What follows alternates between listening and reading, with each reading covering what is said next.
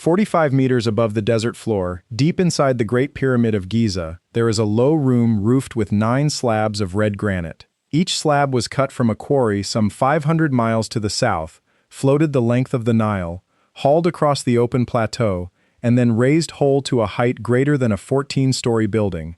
The lightest of them outweighs a loaded truck. The heaviest is estimated at as much as 70 or 80 tons, a single piece of stone with the mass of a small locomotive, resting in the air on walls that have not shifted in 4,500 years. Above that ceiling there is more granite still. 5 sealed chambers, stacked one over another, each one floored and roofed with beams of the same red stone, and none of them meant to be seen by any living eye.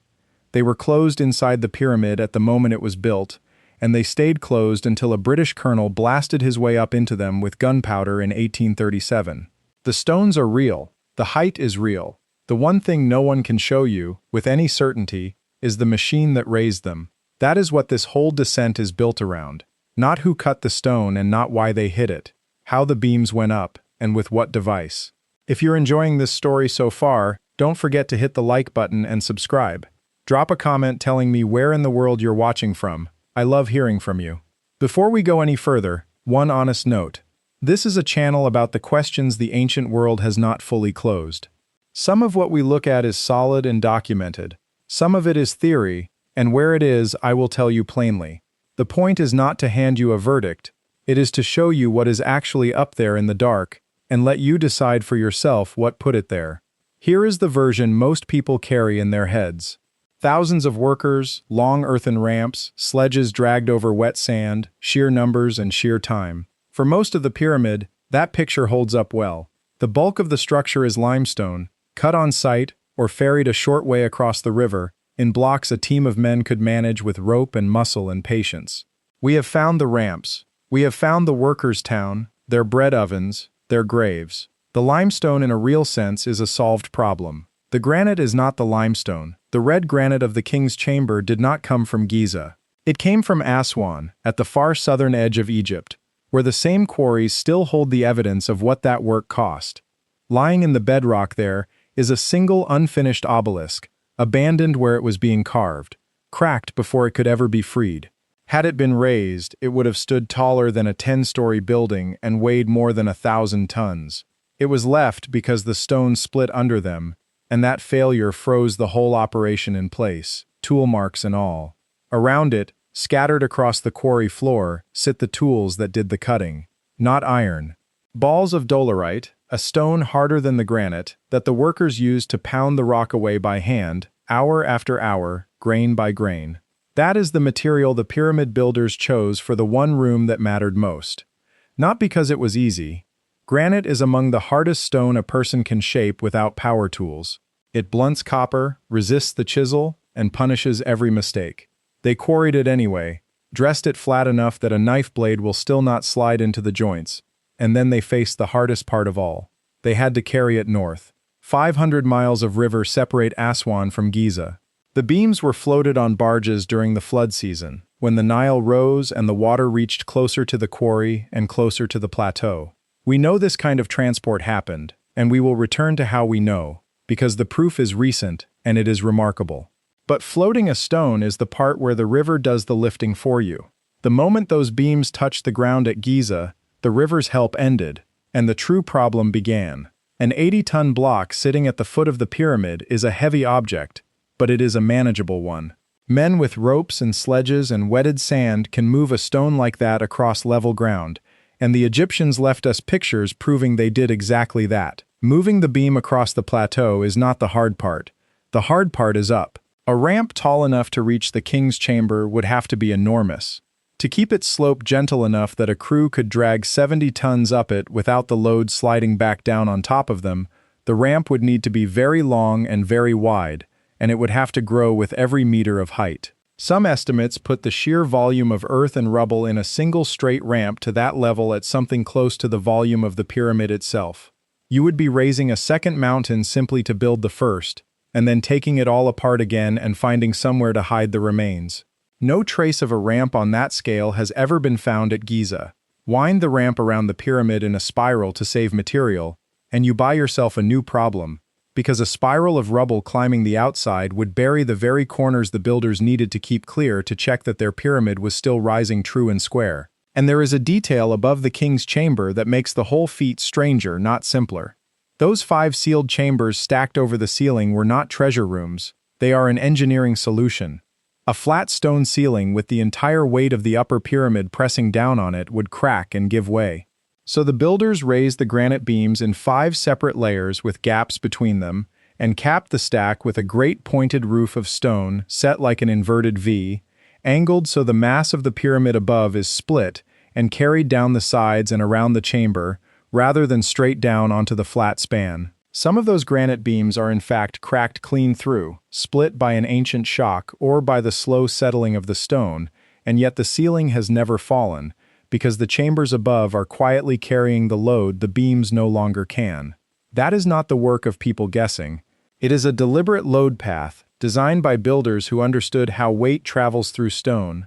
They did not only lift 80 tons to the heart of the pyramid, they lifted it, and then they engineered it to survive 4,500 years of the mountain pressing down on top of it. So the builders did something far cleverer than a giant ramp. And this is the exact point where the record goes quiet and the guessing begins. From here on, I will keep the line marked between what we can show and what we are only reasoning toward.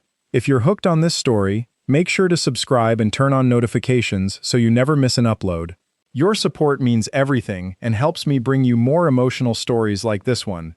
There is exactly one description from the ancient world of how the pyramid stones were lifted, and it comes from a man who met the pyramid already 2,000 years old.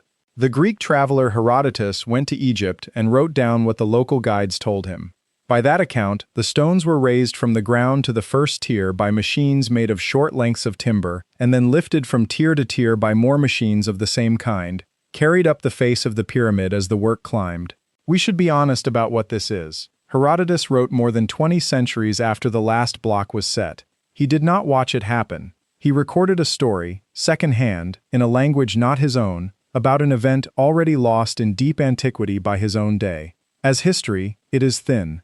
As a clue, it is the only one we have from any witness at all, and it points somewhere specific. It points at levers, short timbers, worked by hand, raising a stone a small distance at a time. Not one great machine, but a simple act repeated over and over up the height of the stone. That idea has a physical shadow in the ground. At several ancient building sites, excavators have recovered curved wooden objects shaped like a slice of a circle, a kind of cradle with one flat face and one rounded one. Set a heavy block on a pair of them, and the whole load can be tilted and rocked, first to one side, then the other. Each time it tips, a packing board slides in underneath, and the stone climbs by the thickness of that board. Rock, pack, rock, pack. A block rises a step not by being hauled straight up, but by being walked upward on its own rocking base. Whether the beams of the Great Pyramid were raised in this exact way is not settled. The wooden cradles that survive are few, their purpose is still argued over, and no one has recovered a set clearly marked for the job. But the method has been tried with real stone and real timber, and it works. It fits the tools the Egyptians are known to have had, and it matches the shape of Herodotus's story more closely than a giant ramp does. A device made of short wood, working a stone upward one small step at a time, is exactly what a lever and a rocker are. Still, a rocker only walks a stone up a single step at a time. On its own, it does not explain how 80 tons crossed the long, steep climb into the chamber near the pyramid's core. And for that, the most striking idea does not look outside the pyramid at all. It looks at something already built into it. Follow the ascending passage up through the Great Pyramid, and it suddenly opens into one of the strangest interior spaces anyone has ever built. The Grand Gallery is a corridor nearly 47 meters long that rises at a steep angle, roofed by 7 courses of stone that step inward as they climb, each layer overhanging the one beneath it until the ceiling closes far above your head. It is beautiful. It is far larger than a simple passage needs to be. And it leads directly up toward the king's chamber and its roof of granite. For a long time the Grand Gallery was treated as a grand hallway and little else. But look closely at the low stone benches running along both of its sides, and you find something that is not easy to explain. Cut into them are pairs of slots, more than 24 of them, spaced evenly the whole length of the gallery. Something was seated in those slots. Something was meant to be anchored, at regular intervals, all the way up that steep, polished ramp, and then taken away once the work was done, because whatever stood in them is gone. One idea holds that the Grand Gallery was never really a corridor at all while the pyramid was being built. It was the machine. In this reading, a heavy counterweight, a sledge loaded with stone, was set at the high end of the gallery and allowed to run slowly down the slope, with the rope over it running up and out to the granite beam waiting below. The gallery's great length gave the counterweight the distance it needed to fall. The slots along the sides may have held the timber frame that guided and braced it. As the counterweight came down, the beam went up. In this view, the pyramid contains its own lifting engine, sitting in plain sight, repurposed afterward into a passage leading to a tomb. The French architect Jean-Pierre Houdin took that instinct further and proposed that a narrow ramp spirals up inside the pyramid's outer courses, an internal road built into the walls themselves, so that no mountain of rubble was ever needed outside. His model is careful and detailed, and it is a proposal, nothing more. No one has yet cut into the pyramid to walk that inner ramp and confirm it is there. This is the point where the wall of what we can prove ends, and the door set into it stands slightly open. There is one more piece worth adding before we try to fit it all together. Just before the king's chamber, in the small antechamber outside its entrance, the walls carried deep vertical grooves. They were made to hold great slabs of granite that could be lowered like gates to seal the chamber shut. Those blocking stones had to be raised into position too, on the same climb, at the same height, with the same problem of weight. The builders were not only lifting a ceiling into the sky, they were lifting the locks along with it. Put the pieces together and a shape appears. Not a single trick, and not some lost impossible technology, but a system. The granite was floated the length of Egypt on the flood. It was dragged across the plateau on sledges over sand that had been wetted first, and this is not a guess, because a later Egyptian tomb painting shows the method directly. A colossal statue riding a sledge while a man at the front pours liquid onto the sand in its path. Modern experiments have shown that wetting the sand can cut the force needed to drag a heavy sledge by roughly half. Then, once at the pyramid, the beams were worked up the lower courses with levers and rocking cradles, short timbers walking each stone upward one increment at a time, exactly the kind of machine Herodotus was told about. And for the long, steep hall into the chamber at the pyramid's heart, the builders may have turned the pyramid's own weight against itself, letting a falling counterweight in the Grand Gallery pull the beams up behind it. The device was never one clever object. It was levers, water, sand, timber, and gravity, arranged together by people who understood all five better than we have tended to give them credit for. That last part matters, and it deserves to be said without flinching. The easy move in this genre is to look at 80 tons of granite hanging 45 meters in the air and decide the people of that time simply could not have managed it, that something else must have. That is the one answer the evidence does not support, and it is the one this channel will never sell you. The builders left their own fingerprints on the proof. Inside those 5 sealed chambers above the king's chamber, in spaces walled off forever and never meant for any eye, the work crews daubed their gang names and their king's cartouche onto the stone in rough red paint. Casual marks. Ordinary. The graffiti of tired men logging which team set which block. They are the signature of the people who actually did this, left exactly where no forger would ever think to place them, and they say, plainly, that human hands raised this stone. We are not guessing blind about their world either, and here is where the record has recently, genuinely improved. A little over a decade ago, on the shore of the Red Sea, a French team led by the archaeologist Pierre Tallet, excavating the remains of an ancient harbor, uncovered the oldest inscribed papyri ever found in Egypt. Among them was a logbook kept by an official named Merer, who ran a crew of boatmen during the reign of the very king who built the Great Pyramid.